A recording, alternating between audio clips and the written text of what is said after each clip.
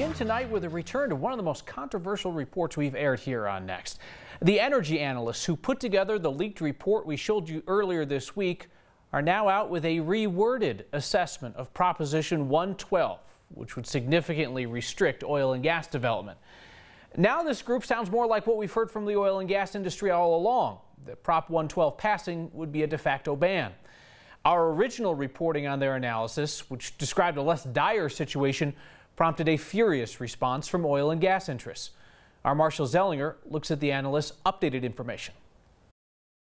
The future of oil and gas drilling in Colorado will be decided with your vote on Proposition 112. You've seen this graphic before. A no vote keeps the current limitations in place, 500 feet away from a home or building and 1,000 feet away from a school. A yes vote increases that to 2,500 feet away from all, including creeks and streams. On Monday, we highlighted the Proposition 112 playbook, a report from RS Energy Group, an energy research firm that provides analysis to oil and gas companies, investors, and banks. As a result of our story, RS Energy Group produced an updated Proposition 112 playbook because of what it called misinterpretation, not inaccuracy. The updated report focuses on what I called the pink blob. This is the Wattenberg field and makes up the bulk of the current oil and gas production. As we told you Monday, the original report said 43% of what's underground here would still be accessible even if Proposition 112 passed, which would limit where oil and gas wells could be built on the surface. The updated report does not change that figure. However, it now specifically subtracts where current oil production is taking place. It now estimates that 15% of what's underground in the pink area would be accessible if Proposition 112 passes.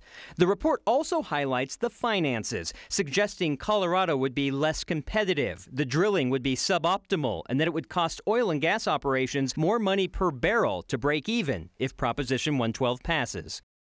There's one other way this was explained to me that I think will make sense. Picture standing by 100 sodas, and if Proposition 112 passes, the original report said you could reach from where you're standing 43 of those sodas, but it didn't specify that there were straws in some of those 43, so you don't have access to those. So that leaves us the 15, Kyle. So if these energy analysts are preparing reports for oil and gas people, how is it that Marshall Zellinger keeps getting his hands on them? This one was leaked to us also by the pro-oil and gas side, whereas the first one was leaked to us by the anti-oil and gas side. It's like everybody just wants us to see what they want us to see. That's curious. All right, thank you, Marshall. If Denver Mayor Michael Hancock agrees to debate his opponents, that will be good news for the people who rent out podiums, because we're going to need a bunch of them. Another community leader is getting into the race against Hancock. Jamie Gillis has run the Rhino Arts District and worked on urban development issues. She has the backing of a big name in former auditor Dennis Gallagher. She got in the race today saying that growth is happening to the city of Denver. She says the city needs to maintain a better quality of life for everyone. Gillis is now one of 8 mayoral candidates. She will be my guest on Next tomorrow. Ballots are in for 1.1 million Coloradans. Totals from Republicans and Democrats are nearly even, and that's bad news for Republicans, who typically have a significant advantage at this point in the early voting. Republicans have turned in a bit more than 382,000, 617 ballots more than Democrats at this point. Now, again, we don't know who these people voted for. You just get a sense based on the party registration of the ballots received. At this point, during the 2014 midterms, Republicans had a much more significant edge. And a local polling firm, which works for Republicans, Magellan Strategies, says the difference looks good for Democrats. Latino voters are a growing group in America and in Colorado, 4 million more nationwide in the last 4 years. Pew Research Center says it's largely because you have young U.S.-born Latinos who are now reaching voting age. In fact, younger Latinos are now the largest share of the Hispanic electorate. The group Mi Familia Vota has registered 10,000 people for the midterms. Most of their staff is young, and not all of them can even vote. Salvador Hernandez, he has protection from DACA. He's not a citizen, so he can't vote. So he's focused on making sure that others do. I feel like this year, candidates from different races from both parties have not paid particular attention to Latinos, at least in the state of Colorado. Politicians from both sides of the aisle are making a mistake by not talking to the Latino community. What kind of a mistake? Well, Pew estimates there are 637,000 Latino voters in Colorado. The candidates for governor are stopping by next this week to make their closing arguments to undecided voters. Republican Walker Stapleton was here on Tuesday, and today I asked Democrat Jared Polis why he would refuse to allow President Trump to use Colorado National Guard troops down at the border while the president rails against that migrant caravan that is still weeks away. Do we get into dangerous territory when governors are saying yes or no to the National Guard based on politics? Well, no, the Colorado National Guard is under the governor. There is no invasion going on at our southern border. It's simply factually false. There's a ragtag group of people working their way up there. Some might apply for refugee status. Many of them will be turned away at the border. This is being drummed up strictly for political reasons by Donald Trump. On Proposition 112, which would increase setbacks to 2,500 feet for oil and gas drilling, you've said that you oppose it. You have supported in the past a more limited setback. Does that mean that if Coloradans choose 112, if they vote yes, you and the legislature would work to ratchet it back?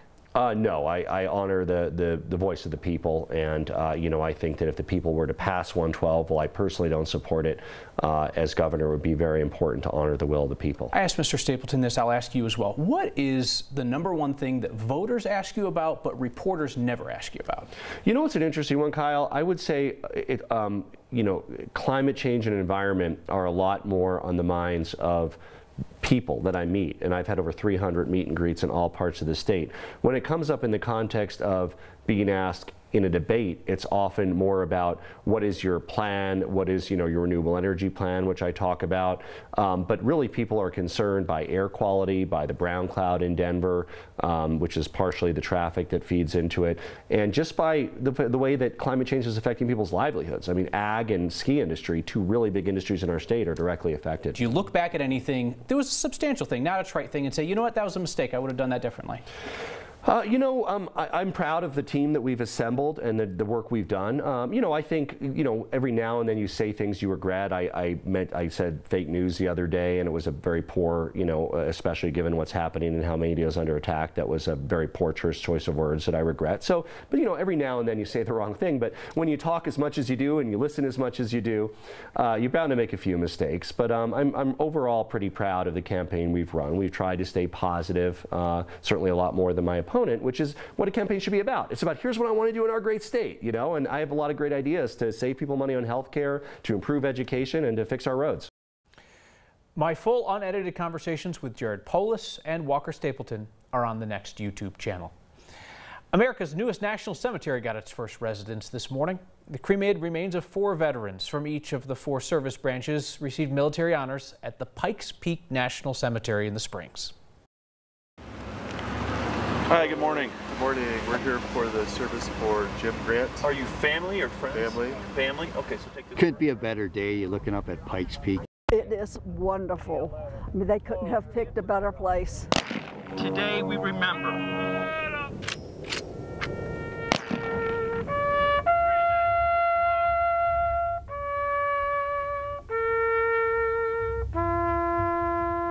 Having a cemetery here in Colorado Springs for the veterans and their families. It's been a long time. All the hard work that went into this day was all worth it. Each one a family man. Jim Grant, his wife June here today, remembers him. Kurt Krause is remembered well by his wife Charlotte. Joseph Romero, remembered today by his wife Sandra. And the last name, Charles, or rather, he's known as Chuck. Chuck Joyner, remembered by Shirley.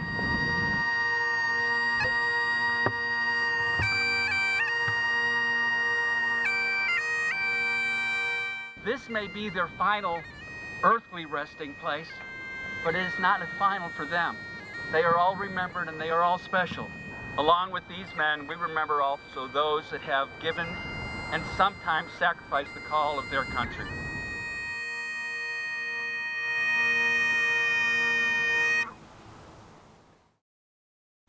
Our first trip to Pikes Peak National Cemetery through the lens of our photojournalist Manny Sotelo. Just think, someday you're going to drive by there and see a field of white stones, and you'll remember you saw the first 4 right in a row. Pikes Peak is Colorado's 3rd national cemetery. It will eventually be the resting place of 95,000 veterans and their families. The mother of a college student thought he had a bright future. She thought he had a future, period. We never thought that he was suffering from this silent illness that takes so many.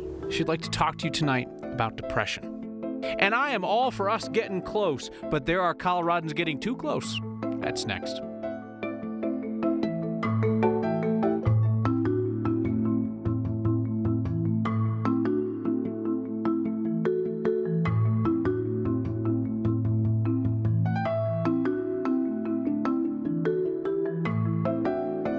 The following message is brought to you by Citizens Leading Applause Proudly. Demaryius Thomas returns to Mile High this Sunday, traded to the Houston Texans the same week they play the Broncos. And I hope Broncos fans rise to their feet and greet him with a stadium-shaking standing ovation. His stats make him a shoo-in for the Ring of Fame someday, but he's also a leader in the locker room, a patient teacher of younger Broncos, a smiling, friendly guy in a world of big egos and attitudes. So let's get up, Mile High. There's no reason not to. What? You're mad DT dropped some passes? Get over it. You're pouting because he quietly protested in the tunnel during the national anthem? Well, then you sit. Have your own little personal protest, because the rest of Broncos country will be on its feet. Todo está bien. Did you have a good summer? I'm on track to do something good. Our school, come on. We love weird kids. This is me. Place was like, wow, it's gonna be great today. I think that's amazing. I want to welcome everybody. That girl portrays determination. That was a tight squeeze. Oh, wow. Keeping my fingers crossed. The whole idea of Next is that we want you to hear things and say, right on, that's what I'm thinking. And we also want you to hear things that make you squirm a little bit, make you uncomfortable, perspectives that you might not have considered, but are still thoughtful. And it's okay if you hear things that you don't like, because you're smart enough to decide whether or not you agree with it. Let's consider different perspectives. Let's give you good information so that you can make smart choices. You should expect to see and hear things that you have not seen and heard anywhere else.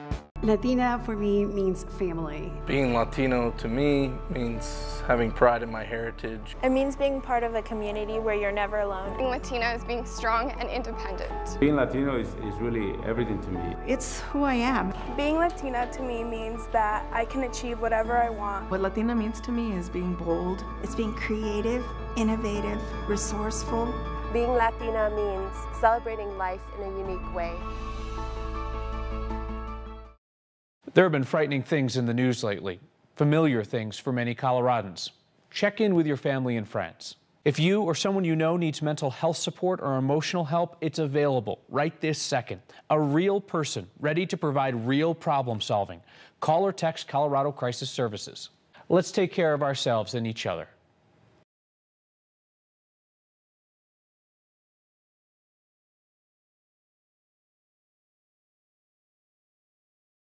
We are Broncos. I'm a Broncos fan because we got the best team in the NFL. My whole life I've been a Broncos fan. Denver till we die. We bring the thunder. Bronco fans are the best. It's probably the most exciting thing that you could ever feel. They're the best team in the league, obviously. We got the best fans. The whole stadium shakes and everybody's jumping around and rooting and hollering. There's nothing like this crowd. Broncos fans will always stay loyal. We're looking forward to another Super Bowl win. This is Bronco country. We bleed orange and blue. People are outside. People are active in this state. And I think by osmosis, people like sports. People like athletics. It's just a cool place to be. We talk about something other than politics, huh? This is your nightly notice that Next is done with politics until tomorrow. And again, note, I have no control over the ads and the commercial breaks.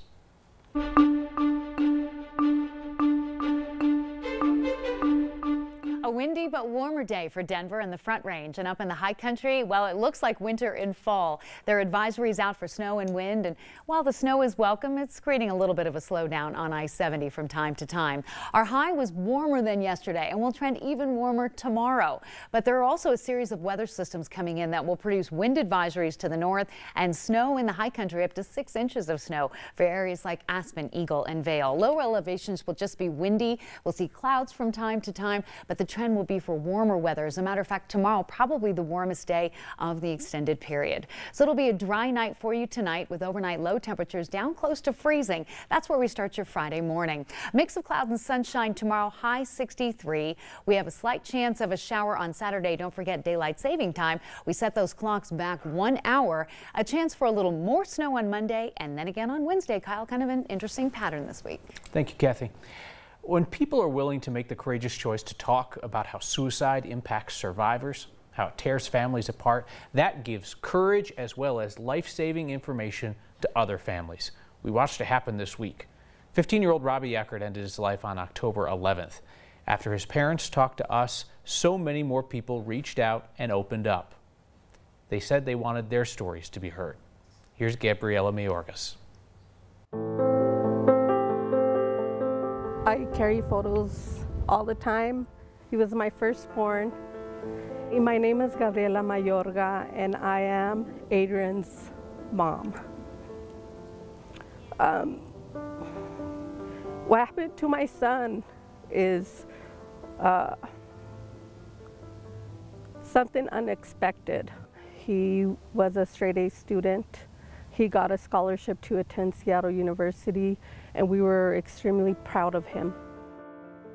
So he was finishing off his sophomore year when he called us and he said, Mom, I need to come home. I'm feeling depressed. He was absolutely brave. He did everything that he should have done. We took him to urgent care, and they suggested that we take him to the hospital, which we did. Somewhere along the line, we failed to see the sign that he was still not okay. This happened on April 18th of this year. Speaking out about this is not easy, but it has to be done to make a change. Don't be scared. You have to be that voice for them at times. As a community and as a mother and as a just human being, we need to stand up and speak up so we could help all the other kids that are still here. There is help out there for people who need it. Talk often about the Colorado Crisis Services Team. Real people standing by 24/7. They're not going to give you a referral. They're there to talk and to help now.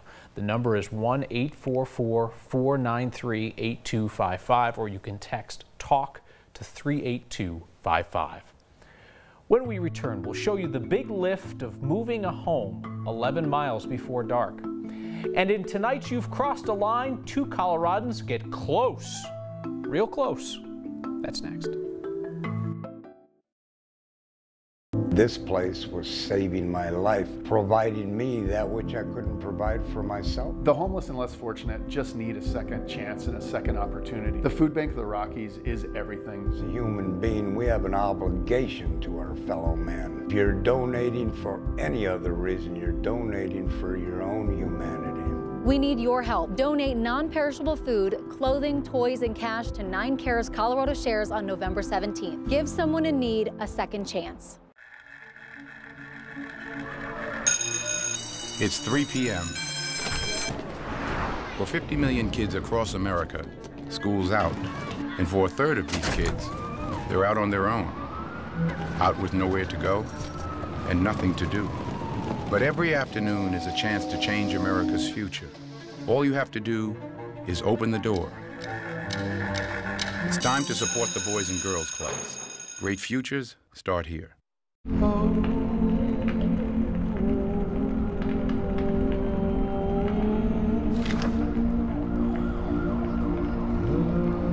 This is how you say, it's going to be okay, to someone who just lost everything. That yes, we'll find you somewhere to stay. And yes, your children will have breakfast. Every 8 minutes, the American Red Cross responds to a disaster and makes this promise. Help us keep it. You think it's the end. You're not gonna live. We were in a moment of terror. It was just a horrible scene. I turned around and looked at my house. and I realized that I didn't have a house anymore.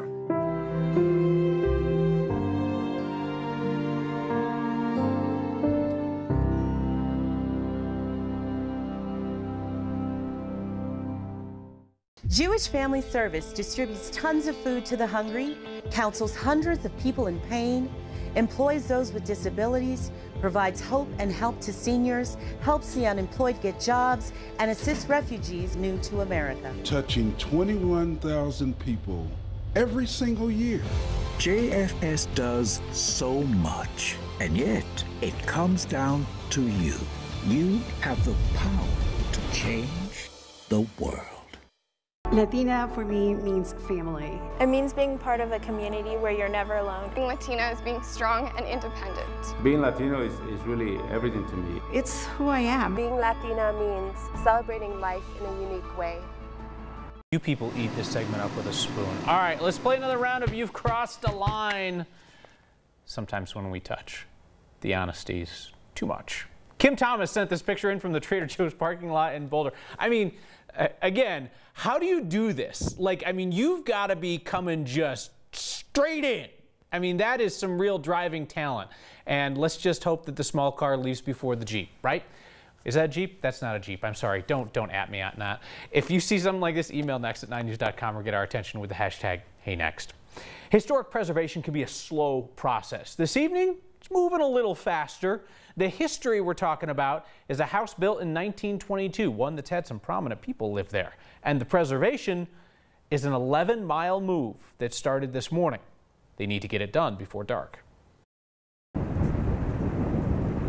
It's kind of windy, like really gusty winds. It's a little unreal because I've been, anticipating this day for so long. We're moving this house.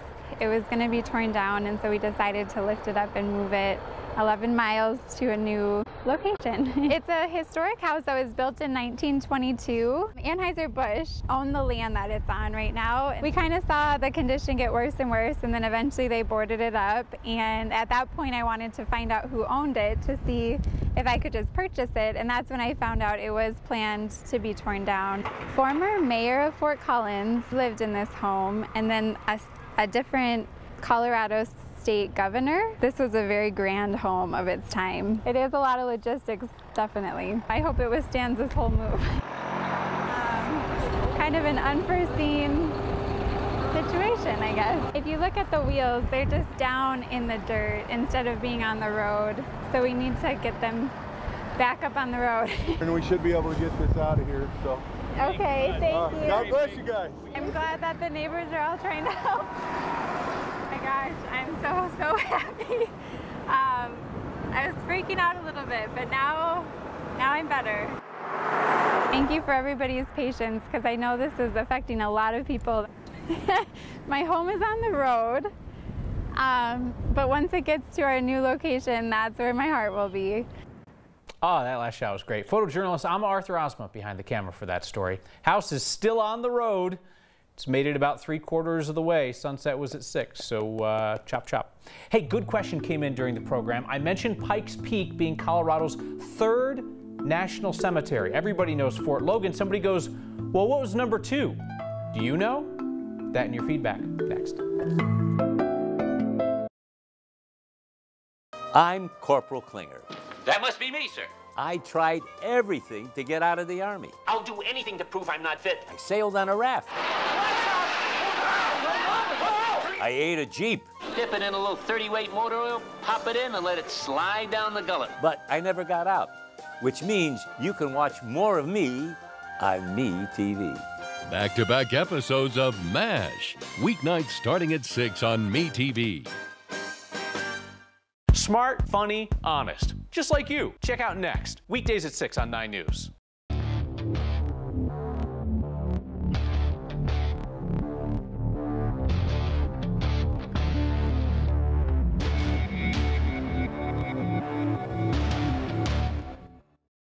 Our players are challenged every time they hit this field. But every moment in life is a challenge for a young man with Duchenne muscular dystrophy, a lethal genetic disorder. You can help. Text CURE to 50555 to donate $10 for the 10th anniversary of the AFCA's Coach to Cure MD. Text CURE to 50555. Coach Shakir, MD, because these young men deserve a chance to win. Right, Dominic? Right, Coach. Text CURE today. This is your brain. This is drugs. This is your brain on drugs. Any questions? Yeah, I have questions. Prescription drugs aren't as bad as street drugs, right? Weed's legal, isn't it? Drinking is worse than smoking weed. Isn't it? Why is heroin so addictive? Molly just makes you feel happy. I have questions. Mom? Dad, did you ever try drugs? They're going to ask. Be ready. Go to drugfree.org. A message from Partnership for Drug-Free Kids. Gift giving is hard. Gift giving is an art. What do you give the person who's got everything? I gave her a heifer. You're giving me a cow for my birthday? It's a farm animal. It's more than a gift. A farm animal helps families in hunger. Gifts like this change lives. Give different. Christmas, Valentine's Day, Hanukkah, whatever you want. Give a family life. It's more than a gift. It's the best gift I ever gave. There are heroes among us. They don't fly or bend steel or ride off into the sunset. They simply volunteer to look after someone else's health by providing comfort, lending a hand, or simply keeping us on track. Everyone's health needs a hero. Who will you look out for? Find out how you can participate in improving our health. Visit iparticipate.org. Fred writes in wondering about Colorado's second national cemetery, Fort Logan being the one people know, Pikes Peak being the one that got its first burials today. It is Fort Lyon in Los Animas, the least known of the three. A split verdict on the outfit tonight. Lee Phipps says, dude, words fail. I mean that in the nicest way. Appreciate you taking chances. But Mary Susan says I look spiffy. I was thinking like 1800s railroad kind of thing. Subscribe to the next YouTube channel and I'll buy you a beer. Am I actually buying them a beer? This could be a very poor idea. We need some terms and conditions. Offer subject to terms and conditions.